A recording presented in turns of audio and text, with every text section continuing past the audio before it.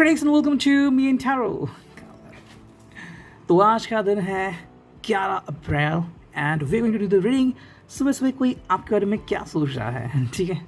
We got 3 objects, tarot, energy oracle and fairy tale oracle. Okay, तो चलो करते हैं रीडिंग की शुरुआत एंड हियर वी गो. ठीक है, हम खुद ही कार्ड चुनने वाले हैं, ठीक है. चलो 1 2 3 4 5 6. चलो तो 6 कार्ड आ चुके हैं टोटल. तो देखते हैं कि रीडिंग क्या आती है. Okay, I am going to place the cards here. I hope you could see them correctly. ठीक है, तो पहला जो कार्ड यहाँ पे आ चुका है वो है 4 of swords. You can see Gemini, Libra, Aquarius का sign. What does it mean? I think ये काफ़ी अच्छा मोमेंट हो सकता है, एक अच्छा समय for this person to have a wonderful relaxation period. Okay, I think ये काफ़ी सही समय होगा इस पर्सन को अपनी रिलेशनशिप को वापस से एक नया तजुर्बा देने का. वापस से अगर एक पर्सन आपके ज़िंदगी में कुछ नई चीज़ डालना चाहते हैं या फिर आपके साथ एक नई शुरुआत करना चाहते हैं तो एक काफ़ी सही मोमेंट होगा. कई बार हम मेहनत करते करते थक जाते हैं कि हर बार ये किया वो किया एंड फिर बातें नहीं बनती, कोई रूठ जाता है एंड उसको मनाते मनाते हम थक जाते हैं, राइट. तो एक ऐसा मोमेंट अभी आ गया है जहाँ पे ये पर्सन एक्चुअली बिलीव करता है कि both of you can start something new together. या तो पहले से आप एक साथ हो या तो कहीं ना कहीं कोई अगर चीज़ ऐसी हो गई है जहाँ पे आपके बीच कम्युनिकेशन की गैप आ गई है तो ये पर्सन चाहता है कि वापस से सब शुरू हो जाए. अब ये 4 ऑफ सॉर्ड्स है जहाँ पे कम्युनिकेशन तो होती ही है लेकिन यहाँ पे कोई पर्सन जो अपना जो गुस्सा है, अपना एटीट्यूड है, अपना जो ईगो है उसका त्याग कर देता है. ठीक है, और त्याग हर किसी के बस की बात नहीं होती. काफ़ी हमने ऐसे रिश्ते देखे होंगे ज़िंदगी में कि because of the ego and attitude वो टूट जाते हैं. काफ़ी ऐसे आपने किससे भी सुना है कि because of that thing the couple got destroyed, right. यहाँ पे ये पर्सन आपके और इनके रिश्ते की बात कर रहा है कि दोनों मिलके एक दूसरे को संवार सकते हैं. लेकिन यहाँ पे दोनों का मिलना, दोनों का अंडरस्टैंड करना काफ़ी इंपॉर्टेंट होगा. ये भी एक मोमेंट आता है कि अगर कोई आपको भड़काने वाला है, चाहे वो कोई भी हो, आपका पड़ोसी हो या फिर कोई आपका फ्रेंड हो, कोई रिलेटिव हो जो आपके मन में कोई जहरीली बात डाल रहा है तो आपको उसकी बात पहले तो इग्नोर करनी है. बिकॉज जैसे ही आपने कपल फॉर्मेशन कर दी तो फिर ये बस आपकी और उनकी बात होती है. बीच में कोई पर्सन आता नहीं. अगर कोई पर्सन आता है तो वो पर्सन दोनों के हिसाब से होना चाहिए कि दोनों पर्सन उसके ऊपर ट्रस्ट करना चाहिए, वरना फिर प्रॉब्लम्स बढ़ जाती हैं. ठीक है, ये हो गया पहला कार्ड. सेकंड देखते हैं 10 of cups. As you can see खूबसूरत card, that's over the Cancer, Scorpio, Pisces. Emotional card water sign का आ गया है. यहाँ पे हम खूबसूरती से देख सकते हैं कि ये दोनों जो लोग हैं वो एक दूसरे को एक्सेप्ट कर रहे हैं द वे दे आर. कोई मतलब एक्सपेक्टेशंस नहीं है कि आपको मेरे लिए कोई बिल्डिंग बनानी होगी या फिर मेरे नाम ये करना होगा वो करना होगा. बिल्कुल नहीं. ये पर्सन हर किसी को मतलब एक दूसरे को उस प्रकार एक्सेप्ट करते हैं just like the way are. वो कोई डिमांड नहीं कर रहे कि उनको एक दूसरे से क्या चाहिए. Just the thing is that both of them are happy with each other. ठीक है, तो वो बात हमें यहाँ पे मेजरली दिख रही है. That's another wonderful card after 4 of swords. Ten of Cups में यही दर्शाता है कि भाई जो भी इनकी सिचुएशन है ज़िंदगी में वो काफ़ी खूबसूरत है. ठीक है, देखो जहाँ पे एक्सपेक्टेशंस आती हैं वहाँ पे चीज़ें बदलती जाती है क्योंकि एक ऐसी चीज़ें जो बढ़ती जाती कभी कम नहीं होती, राइट. मुझे ये चाहिए, मुझे वो चाहिए और इंसान फाइनली तड़पता है कि मुझे शांति कब मिलेगी. फिर वो बहुत सारे कोर्सेस करता है कि मुझे मेडिटेशन कोर्स करना है, योग साधना करना है वगैरह वगैरह. ठीक है, लेकिन अंदर से जब आप शांत नहीं होते तो बाहर से कैसे शांत होंगे, राइट. तो 4 ऑफ सॉर्ड्स में जहाँ पे ये पर्सन एक दूसरे को एक्सेप्ट करने की कोशिश कर रहा है the way you are. Situation बदलती रहती है, इसको हम कंट्रोल नहीं कर सकते लेकिन उसके मुताबिक अपने आप को ढाल ज़रूर सकते हैं. ठीक है, 10 ऑफ कप्स में एक दूसरे की साथ निभाने की कोशिश हमें यहाँ पे दिखती है. That's very wonderful. किसी के ऊपर गुस्सा नहीं होना, कोई क्वेश्चन नहीं करना, एक्सेप्टिंग ईच अदर्स थिंग्स, ये काफ़ी सही फैसला होता है. ठीक है, ace of cups, Cancer, Scorpio, Pisces. काफ़ी खूबसूरत card as you can see. भाई क्या आता है इस कार्ड में, वही बात आती है कि प्यार जो है वो इमोशनली हमारे आँखों में दिखता है, हमारे चेहरे पे दिखता है and we can feel through it. अगर आपको ऑरा पढ़ना आता है, फिर समटाइम्स अगर जो जिसको भी आप प्यार करते हो, चाहे आपके मॉम डैड हो, आपके फ्रेंड हो, आपके लवर हो, आपके भाई बहन हो, जब वो बहुत खुश होता है, जस्ट इमेजिन अगर उनके ऊपर सूरज की किरणें पड़ती है या फिर कहीं पे ऐसी जगह पे है जहाँ पे बहुत अच्छा वाइब्रेंस है, एनवायरनमेंट बहुत अच्छा है, लाइट बहुत अच्छी है, तो आपको कुछ चमकता हुआ दिखेगा। वो और कोई नहीं तो उनका ऑरा होता है, तो वो काफ़ी खुश होते हैं उस वक्त। ये वही बात है कि accepting each other and promise निभाने की कोशिश करना, saying that I am pretty happy with you. ठीक, कितने लोग हैं जो कहते हैं कि आज मैं बहुत खुश हूँ, मेरा दिन बहुत अच्छा जा रहा है एंड मैं बहुत खुशनुमा ज़िंदगी बिता रहा हूँ एंड बहुत ही खुश हूँ and thank you to the universe to have me wonderful people in my life. कितने लोग कहते हैं, ये वो कहना आता है कि I am pretty happy in my life. ठीक है, ये कंटिन्यू करना काफ़ी इंपॉर्टेंट होता है। नेक्स्ट कार्ड यहाँ पे वो है 9 ऑफ सोर्ड्स। ये कार्ड आ गया, क्यों आ गया? ओके, मैं झूठ नहीं बोलूँगा, इसके पहले भी मैंने रीडिंग स्टार्ट ही किया था और एक कार्ड आ गया पहले। मैंने ये पहले क्यों कार्ड आ गया, इसलिए मैंने वो डिसमिस कर दिया रीडिंग, और सेकंड मैंने रीडिंग अभी निकाली, वापस से वही कार्ड आ गया। सो यस, आप डेस्टिनी या रीडिंग भी चेंज नहीं कर सकते कहीं भी, वो रीडिंग आता ही है कैसे ना कैसे। ठीक है, अब 9 ऑफ सॉर्ड्स की एनर्जी कंसिडर करने के लिए बाकी कार्ड्स देखने होंगे, जो कि है द चैरियट, फिर है द सन। ठीक है, मैं तीनों कार्ड साथ में रखता हूँ यहाँ पे, hope you could see that. ठीक है, देखो, द सन है, द चैरियट है एंड 9 ऑफ सॉर्ड्स है। क्या है इन तीनों का मतलब? भाई तीनों का मतलब देखने से पहले हम देखते हैं 9 ऑफ सॉर्ड्स का मतलब क्या है। ठीक है, 9 ऑफ सॉर्ड्स एक ऐसी एक मोमेंटम है या फिर एक ऐसी जगह है उनके हार्ट में जहाँ पे पर्सन थोड़ा सा डर रहा है, कि कहीं जो उसने सोचा है वो टूट ना जाए, या फिर जो उसको लग रहा है कि ऐसा हो सकता है वो कहीं यकीन में ना बदल जाए। ठीक है, सम ऑफ यू कुड नो कि जिनको भी वो प्यार करते हैं, या तो वो सच्चा प्यार है उनके तरफ से, यानी कि आपकी तरफ से, लेकिन but the thing is that is there anybody somebody else who is trying to intervene, या कुछ ऐसी बातें हैं।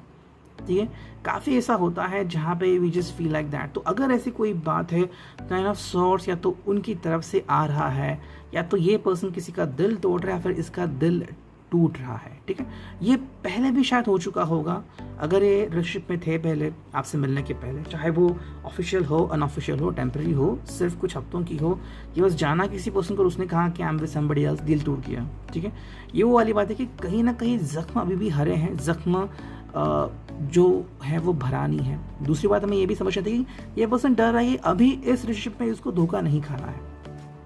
ठीक है, तो अगर कहीं ना कहीं ऐसा कोई मोमेंटम हो गया कि मे बी आपके किसी फ्रेंड ने चुगली की है, कुछ बताया आपके खिलाफ जो कि सच नहीं है, तो क्लियर करो उस फैक्ट को कि भाई जो भी आप ऐसा सोच रहे हैं बिल्कुल नहीं है, I am with you and likewise. और अगर आपको लग रहा है कि सच में जो इनको लग रहा है वो है रियल में, तो फिर व्हाट टू से।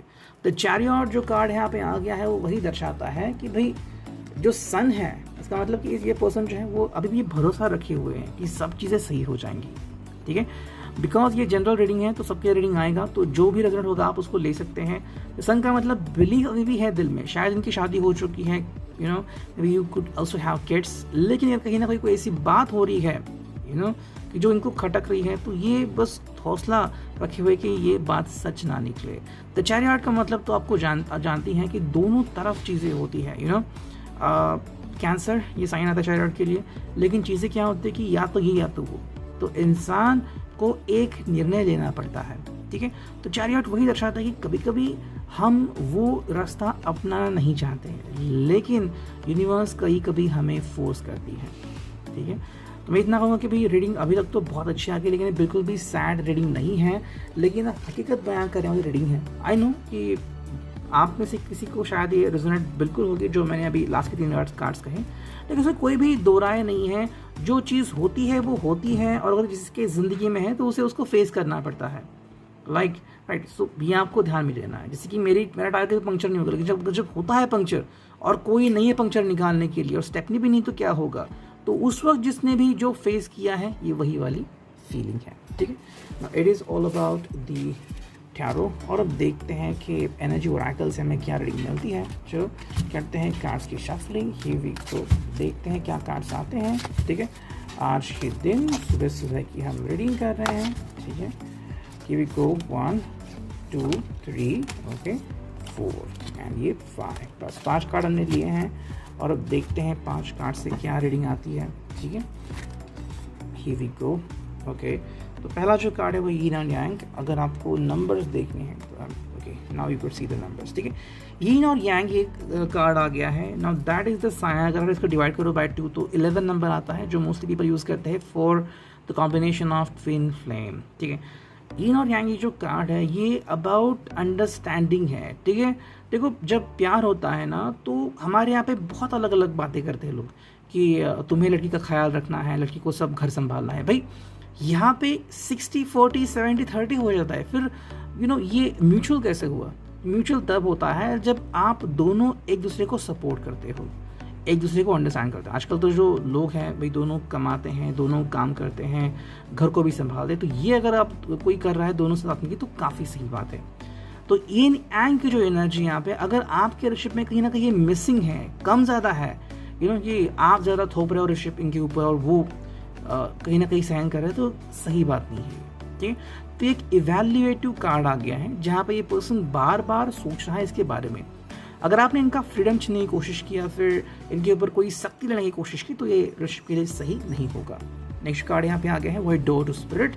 That is a sign where कुछ ना कुछ अंडरस्टैंडिंग हो रही है, मिल रही है। एंड स्पिरिट्स वो कुछ भी हो सकते हैं, like your angel, your guardian angels, आपके जो एंसेस्टर्स हैं वो भी हो सकते हैं, या फिर आपके एनिमल स्पिरिट्स, वो are trying to give you a message, ठीक है। ऐसा कई बार आपने देखा होगा कि आपको बस कोई कबूतर दिखा या फिर कोई एक चिड़िया एंड अचानक कोई चीज़ हो गया आपकी ज़िंदगी में।